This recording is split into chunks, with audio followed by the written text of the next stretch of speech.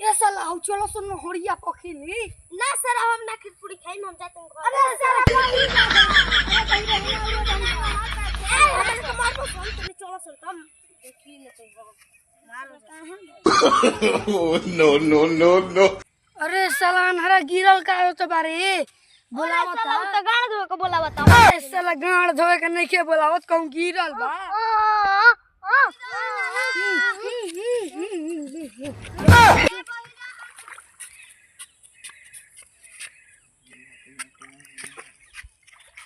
अरे साला ये तो खेला था खेला खातिर बोला